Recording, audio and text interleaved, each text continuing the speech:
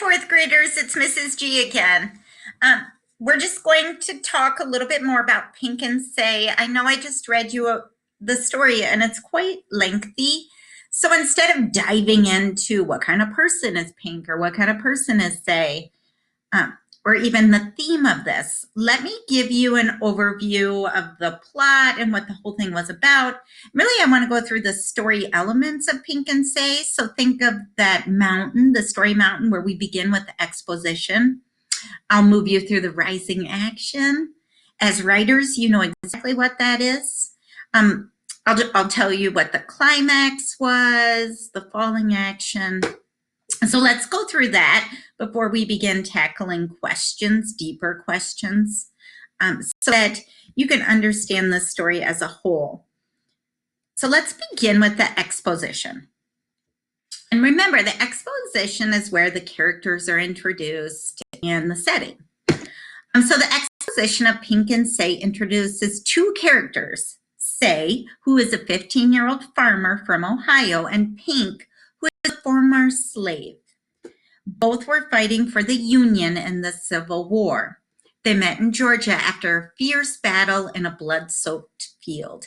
And after listening to the whole story, I know the timeline for the Civil War, so I'm able to match that and connect it to the story. I know the timeline for the Civil War was 1861 to about 1865. And in the end, Say survived that horrible Andersonville camp that he was in.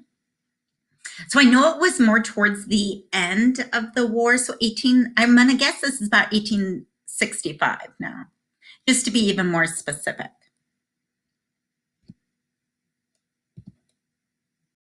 So the rising action, so now we're moving up that story mountain.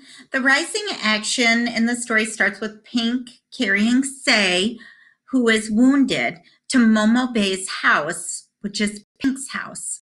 Not only was Say healed, but a strong friendship was developed. Experience were shared, and Say revealed he shook Lincoln's hand. So a lot happened in the rising action. Those are just some key events.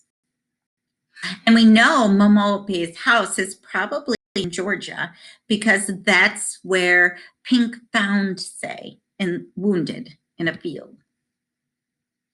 So the climax, also known as the most exciting part of the story, the climax happened when Momo Bay was shot by the marauders. She diverted the men from the two boys hiding in the root cellar. She knew the danger of having Pink and Say stay with her, but she accepted that danger and gave her life for those two boys. That's where the climax is in the story. So now let's start going down. Once we hit the climax, now we're going down. This is called the falling action. The falling action begins when the two boys, Pink and Say, were captured by marauders and taken to the infamous Andersonville camp. 2 hours later, Pink was hanged, but died with the memory of shaking the hand that shook the hand of Mr. Lincoln. Resolution to this. The resolution ends with Say, by some miracle, getting out of Andersonville. That was the clue. It was 1865, near the end of the Civil War, and living to be a great grandfather.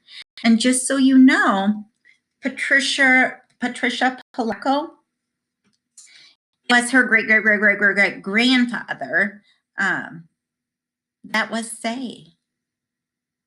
And that she felt like, after hearing this story told through the years, she felt the need to honor Pink. And who he was, because he never was able to have kids. He wasn't able to have a family because we can see what happened to him shortly after he was captured. So what a great moving story, historical fiction, but true characters, true setting, and truly most of it being the truth. And then we get to learn a little bit about the Civil War, the Union, the Confederates. So thank you for listening. Thank you for taking the time to understand this story a little better. In the future, we'll tackle some of those key questions in this like what kind of person and the theme. All right, fourth graders, have a great day. Thanks for listening. Bye, everyone.